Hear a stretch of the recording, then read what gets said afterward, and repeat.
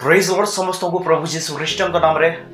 मु अरुण बेनिया आपण मान स्वागत करूछे the truth gospel of life ministry channel रे आपण मान को एही सुंदर वीडियो टी परमेश्वर मते बनाइबा पई सुयोग देबा द्वारा मु सर्वप्रथमे स्वर्गर परमेश्वर को मु निजर आंतरिक हृदय सहित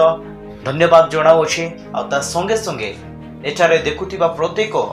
भाई एवं भौणी मान को मध्य मु हृदय सहित धन्यवाद ज्ञापन करुछि।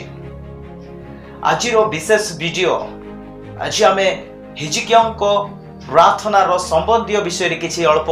ध्यान करबा जहाँकि लेखा अछि द्वितीय राजावली 20 पर्व 1 रु 6 पद मु आपण मानकर सम्मुख रे पढुछि। आपण माने ध्यान दे सुनंतु। से समय हिजकिया सांघातिक पीड़ा होइथिला। तहिरे आमोसर पुत्र जिसाय भविष्यत वक्ता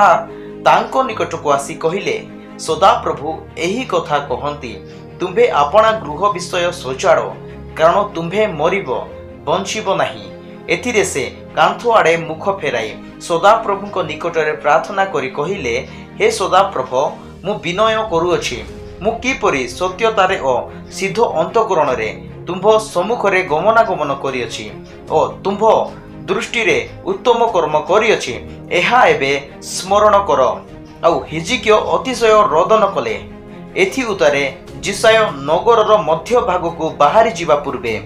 तांको निकट रे सदा प्रभुंको वाक्य उपस्थित हैला, जोथा फेरी जाओ ओ आंब लोक मानको अधिपति हिजकिया को कुह, सदा प्रभु तुम पूर्व पुरुष दाऊदर परमेश्वर एही कथा कहंती, आंबे तुम्भर प्रार्थना सुनिलु, आंबे तुम्बर लतक देखिलु,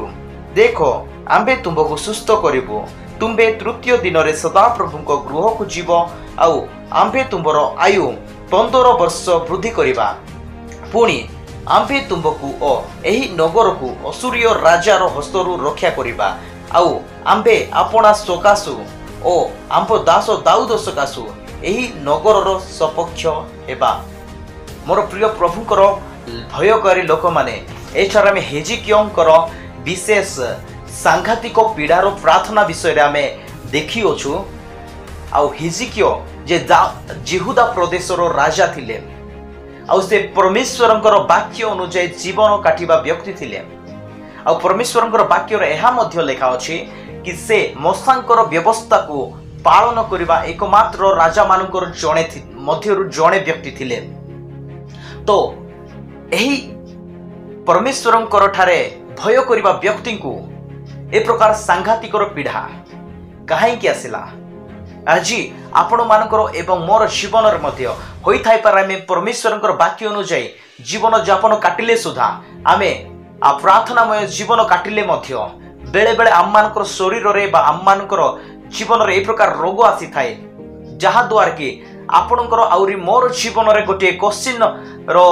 मार्क को उत्पन्न करि थाए कि परमेश्वरंकर मु पछरे अनुगमन कले मध्य एही रोग मोर जीवन रे काहे आसिला।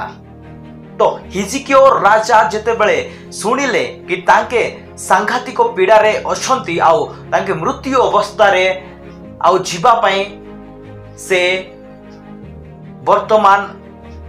रेडी रो अछंती, आउ एही संवाद जिसाय भविष्यत वक्ता आउ हिजकिया राजा को निकट को नहीं पहुंचाई थिले। आउ सही समय रे हिजकिया राजा गुटे विषय से चिंता कले कि सदा प्रभुंको निकट रे से प्रार्थना कले, कांथो आड़े मुख करे सदा प्रभुंको निकट रे से प्रार्थना कले। से कौनसी मेडिसिन बा कौनसी डॉक्टर को इमिडिएटली इन्फॉर्म न करी से सदा प्रभुंको तांकर रोग विषय रे जणाउ अछंती। तो आज आपणकर आउरी मोर जीवन रे जो परिस्थिति बा जो रोग जो बेमार आसुछि ताहा आमे की प्रकार सामना करूछु। जदि आमे माने प्रथमे मेडिसिन बा औषध दुकान रे जाउछु बा हॉस्पिटल रे जाउछु, ताहेले आमे परमेश्वरन को द्वितीय रे आउ शारीरिक मेडिसिन उपरे आमे प्रथमे रे निर्भर रखुछु। किंतु हिजकिया विश्वास एते बड़ थिला कि से सदा प्रभुंको ठारे से प्रार्थना कले, से जानी थिले जदि से प्रार्थना करिवे परमेश्वर तांको सुस्थ करिवे। आउ से ए प्रकार रोग रे आक्रांत थिले। से लास्ट स्टेज रे थिले आउ सही समय रे कौन से डॉक्टर बा मेडिसिन तांकर जीवन रे कार्य साधक नथिला एकमात्र परमेश्वर ही जे तांको उद्धार करि पारबे एथि से अतिशय रोदन करी सदाप्रभु को निकट रे प्रार्थना कले आउ से सदाप्रभु को यह जणाऊ अछंती जहाँ में 3 पदर पढ़ी गलु पुनर्बार आपण मानकर सम्मुख रे मु पढुची ध्यान दे सुनंतु हे सदाप्रभु मु विनय करूची मु किपरि सत्यता रे ओ सीधो अंतःकरण रे तुमबो सम्मुख रे गमनागमन करियछि ओ तुम दृष्टि रे उत्तम कर्म करियछि एहा एबे स्मरण करो आउ हिजकियंकर एही बहुत सुंदर प्रार्थना थिला कि से की प्रकार जावजीवन परमेश्वरंकर पछरे अनुगमन कले आउ जो मिथ्या देवता मानकु से नष्ट कले आउ से सदाप्रभुंकर वाक्य अनुसार जीवन काटले आउ असुरी राजार से पद तले न जीवा निमंते से निजकु परमेश्वरंक ठारे समर्पित करे सदाप्रभुंको निजर ढाल बा दृढ़ दुर्ग से बनाई थिले एथिपाई दुईटा विषय हिजकिया राजांकर प्रार्थना रे उत्तर दौछंती सदाप्रभु कि तांकर बयस 15 वर्ष करा गला आउ द्वितीय विषय जो असुरी राजा हिजकियाଙ୍କୁ आउ तांकर जिहुदा प्रदेश को अटैक करिबा पई जाउथिला आउ सेई ठारू मध्य परमेश्वर तांको उद्धार करिथिले आउ मोर प्रिय प्रभुंकर लोक माने जदि आपण मानकर जीवन रे ए प्रकार कौन सी रोग बा अन्य कौन सी प्रॉब्लम जहा कि संसार बा आत्मिक रे मध्य होई थाई पारे सर्वप्रथमे आपण कहा निकट को जाउछन्ते ताहा बहुत इंपोर्टेंट परमेश्वरंकर दृष्टि रे तेबे आजि ठारू आपण माने हिजकियंकर प्रति दृष्टिपात करंतु आउ हिजकिया जे प्रकार सांघातिक पीढ़ा रे थिले मध्य से मरिबा स्टेज रे थिले मध्य से कौनसी सांसारिक मेडिसिन उपरे भरोसा न रखी सदाप्रभु को उपरे से निर्भर रखिले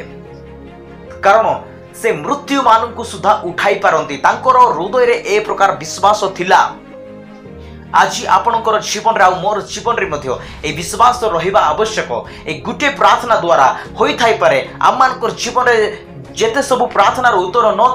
मिली थाए आज पर्यंत ता प्रभु एई गुटिए प्रार्थना द्वारा आम मान को परमेश्वर जो पूर्व प्रार्थनार उत्तर मध्य देई पारिबे कारण एठारे परमेश्वर दुईटा प्रार्थनार उत्तर दउछंती हिजकिया राजा को आउ से नगर रे सुस्थ सबल रहिबे आउ 15 वर्ष आयुष रे तांकर वृद्धि प्राप्त हेबो आउ जो असुरी राजा सैन्य घेरी आ जिहुदा प्रदेश को विनष्ट करने को जाउतिला ताहाठारु प्रभु उद्धार करिवे आ मोर प्रिय प्रभुकर लोक माने ए सुसंवाद आपण माने सुनी अछंती सेति पय मु धन्यवाद देबा चाहूचे आ एही प्रकार प्रार्थना विषय जुड़ित आ वीडियो आपण माने देखिबा पे चाहंती ताहेले दया करी चैनल को सब्सक्राइब करंतु आ बेल आइकन को भी दबाउंतु ताकि आपण मानकर पाखरे आगामी नोटिफिकेशन आसी परिबो आ ईश्वरंकर राज्य को बढ़ाइबा पय आपण माने आमको साहाय्य करंतु समस्त को प्रेज लॉर्ड आमीन।